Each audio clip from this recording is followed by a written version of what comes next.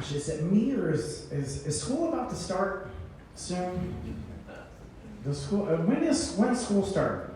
Does anybody know when school starts? Tomorrow. For Guilford County.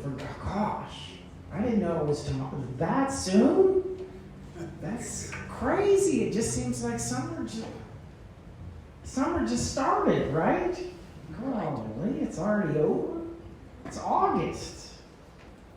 I don't know. I just don't know if I'm ready for it. I mean, I guess I remember, when I would go back to school, remember you had to get all of these crazy things. You had to get like your pencils and your folders and your spiral notebooks, lunchbox. Gosh, you remember that? I remember running around trying to get all that stuff at the end of the year, or right at the beginning of the year, I should say. I was going to think about, when I named this title Back to School, the first thing that came through my head, the thing that's been running through my head, I hope you forgive me by saying this, is that movie by Rodney Dangerfield. Do you remember that movie, Back to School? How many people saw that movie? Did anybody? Gosh, I was wondering. Yeah. Anyway, yeah, it was a very interesting movie, very elevating. Talked about higher stuff, I guess, with Rodney.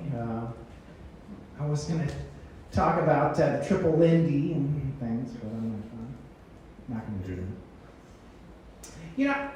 Crazy thing is, I remember my very first day back to school.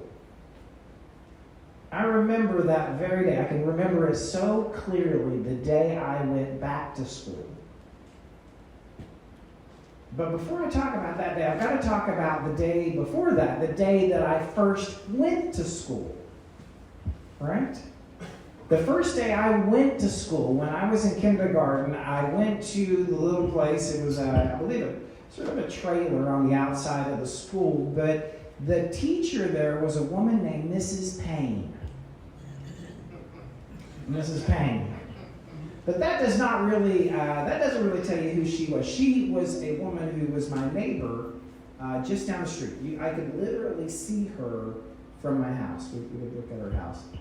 And she was so sweet and so nice and so kind and so gentle. And I remember that there was no place I felt safer than in Mrs. Payne's classroom. Or when Mrs. Payne would give me a hug, I felt so safe. And it was so nice. And this is the person who taught me my letters, my numbers, and she just had a way of getting all the kids excited, but making sure we didn't get too excited. And she was just great. And I remember loving kindergarten, the naps and the recess and the good times. And I remember that summer sort of not wanting it to end. I remember wanting to keep going to school. I remember asking my mom if I could go to summer school. She said, no, I couldn't. And so I remember waiting that whole summer for first grade. I just wanted to go back because I knew these letters would turn into words and I could start reading and doing all these things, and I was so excited. The only thing they told me that warned me about first grade, they said it was a little different. There was no more naps. All right? A little harder. We started getting grades.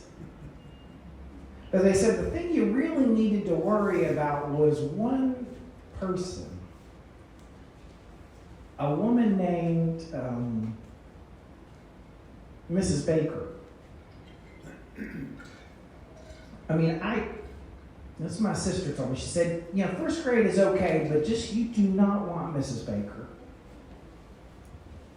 Because I had seen Mrs. Baker in kindergarten. We'd have to go back and forth, from our little trailer to the cafeteria. And I saw her in the hall, and I don't think I ever saw her smile. Just a constant scowl on her face. Yelling at the kids. You don't want Miss Baker. And so when I went back to first grade, I was looking forward to it. I was hoping I was going to get Miss Paris or Mrs. Johnson, but as I looked on the little sheet they gave my mom, as we're there at the open house and we're walking into the door for the first grade class, it says, P. Raines Baker. And I walk into her classroom, and as soon as I enter, she sort of snarled or whatever and looked up. And she had this orange hair. I can't describe it. It was orange or red. It depended on how she was walking, what the color was. But it was orange or red. And she just sort of looked up, and I looked, and I just melted down. I was just sobbing and crying, I don't want to be here, I don't want to be here, I don't live with Baker, I don't want to be here. And she just saw me there sobbing. I was just sobbing right in front of everybody, my mom, the whole family. And Mrs. Baker came up to me and she just sort of gave me a hug as I was sobbing. And it was a gentle hug. And it was one that was going to tell me that it was going to be okay. That it was all right.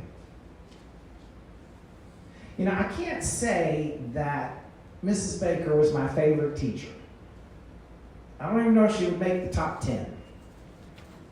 Maybe not the top 20. But I did find her kind in her own way. In her own way. She was fair and stern, and at times she was hard. But in my own way, I respected her. I did. And I learned that very important lesson that you cannot judge a book by its cover. Right? You know what's funny, though, is Miss Baker, who I thought was like 700 years old, or whatever, I mean, she was old. She got pregnant. She got pregnant. I have no idea how old she was. She got pregnant. We thought it was impossible, but she did.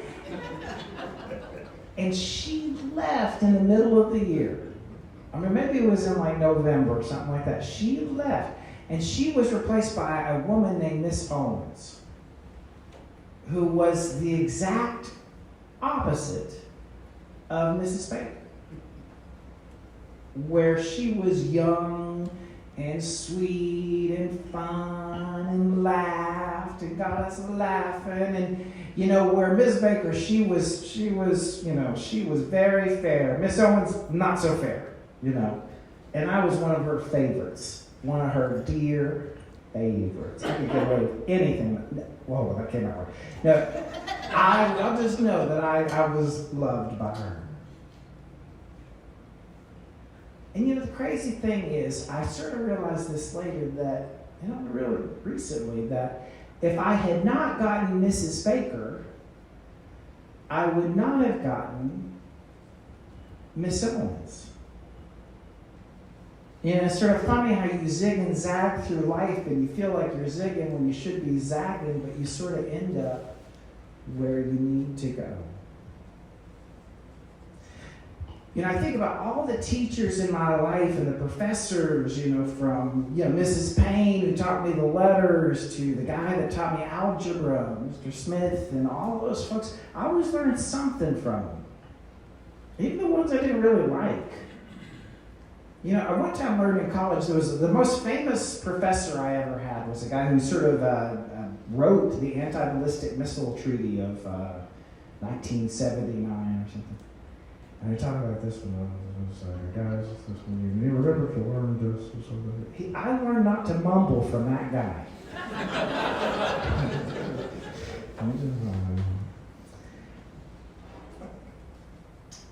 You know, one of my spiritual teachers that I've never met, I just have read his books and heard his lectures, is a guy named Sri Satchidananda, who was an Indian Vedantic philosopher.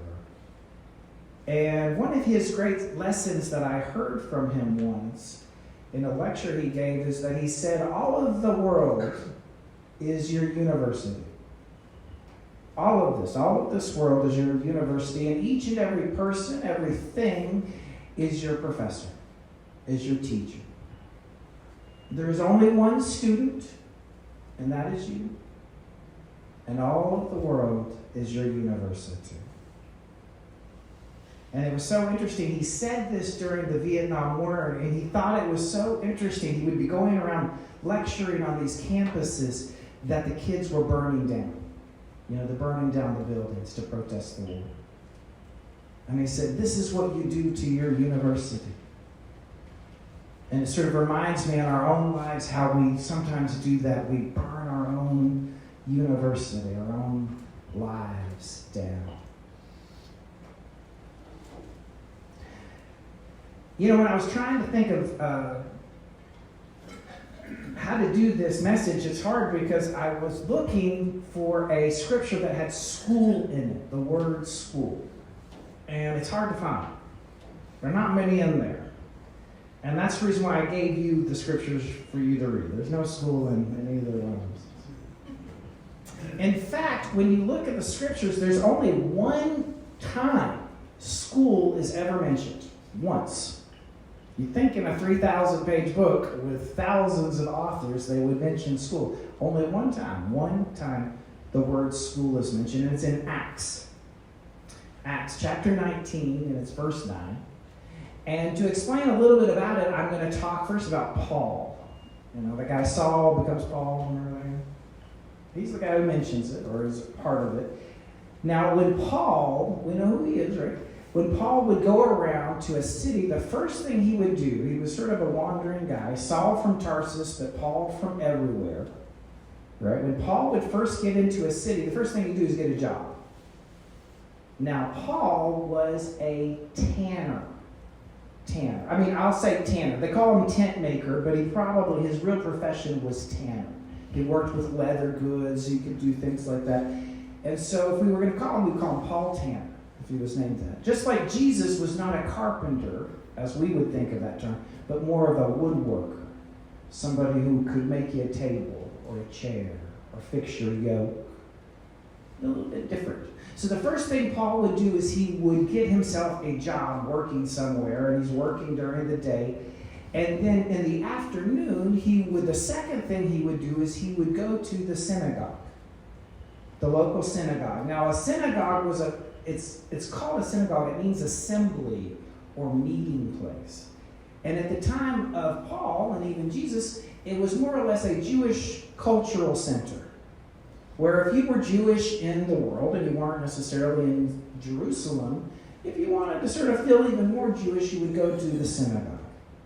And there were lots of things going on there. There were, you could learn some stuff. There were services that happened there. They had events and such. And so he would go to the synagogue and he would talk to the folks there. And eventually he would sort of slip in, I like Jesus. And then they immediately would think, no, not really. Not really. See, at this time, the vast majority of Christians were Jewish. They were going to synagogue. They were doing these things, and Acts is not so clear on that. But what Paul was probably doing, his great crime, so to speak, is that he was hanging out with Gentiles.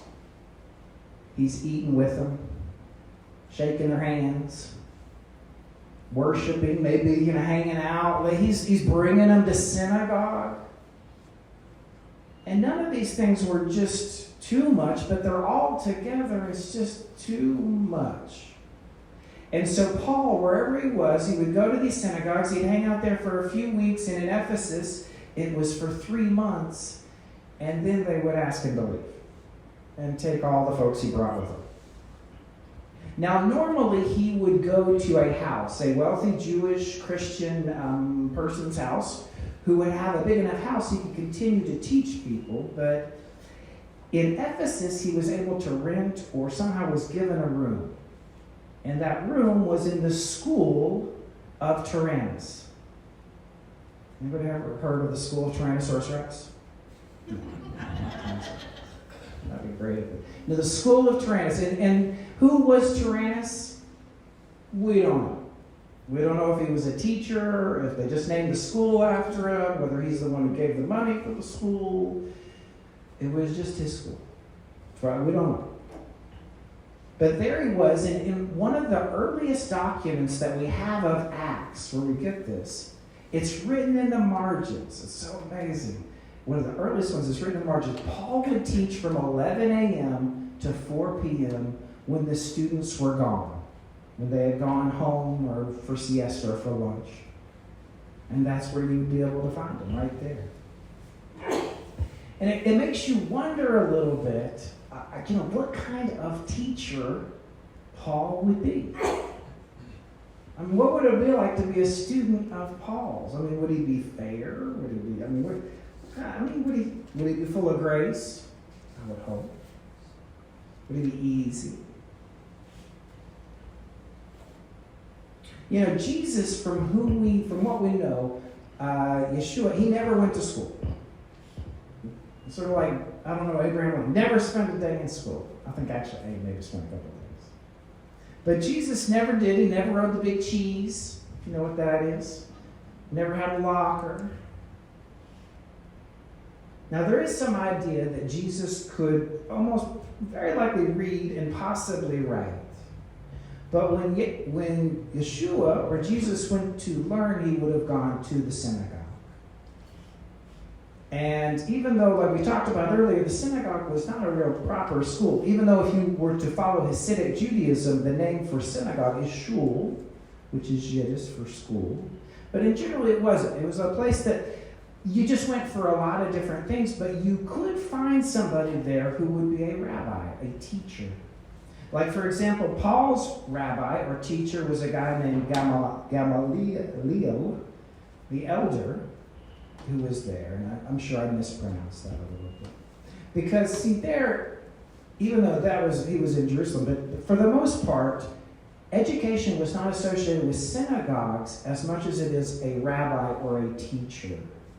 And so wherever the rabbi was, there was the teacher, there was the school.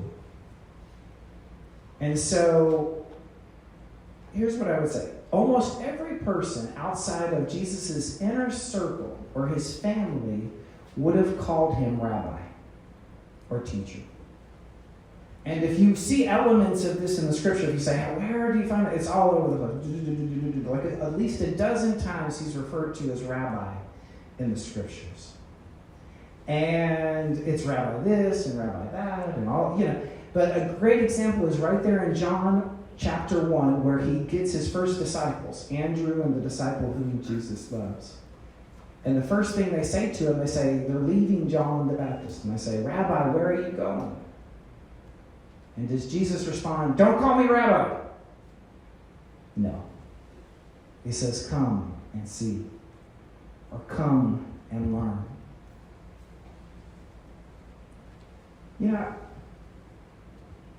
I wonder at times, though, what kind of teacher Jesus would have been. I mean, he was a very mysterious kind of guy in a way. I mean, if you really listen to what he has to say, it's hard to understand. He taught in parables and stories, and a lot of them, golly. I mean, even if it says the disciples just don't get it, they don't understand what he's trying to talk about. What's his real message here? It always says the disciples didn't understand. I mean, if you were going to give the disciples a grade, ask yourselves this question. What grade would you give them? Should we grade them collectively? Or does each individual student deserve a grade? All right, let's start with Peter. A. How about Thomas? How about that Philip guy? Give him an A+. Anybody give him an A+? Or a B-? Maybe a C? What was the test? That's a good question. What is the test? I know it's easy to look at them, to grade them at their very worst, isn't it? Isn't it easy to grade them at their worst? Jesus, I mean, look at them. I mean, how many times does that say? They don't get it, they don't get it, they don't get it. And at the very important time, the when Jesus needed them most, when Yeshua needed them most, they were absent. On the very final exam, they were playing hooky, skipping. To keep this going, when Jesus had to take 3 days of PTO, because he was going through hell. I don't know where they were. And you know the crazy thing, though, is they still graduated. Those guys still graduated. They still passed. I guess this is a pass-fail thing. But yeah, I'm thinking Jesus maybe graded on a curve.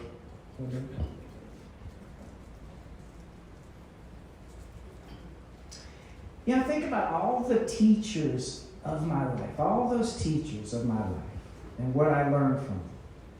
From my letters to trigonometry to life. As I reflect upon them, I reflect upon my relationship and my understanding of God and with God. You know, when I think about Mrs. Payne, I think about being so safe and so content.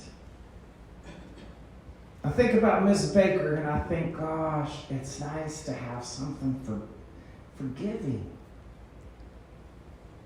Even when you make a total goof for yourself, forgiving. I think about Miss Owens and her unconditional love.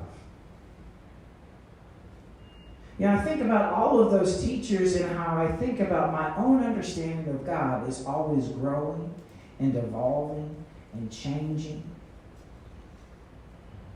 How my own understanding is always growing closer, hopefully wiser, more loving. I think about my life and our lives, and I recognize that every single day is an opportunity for learning.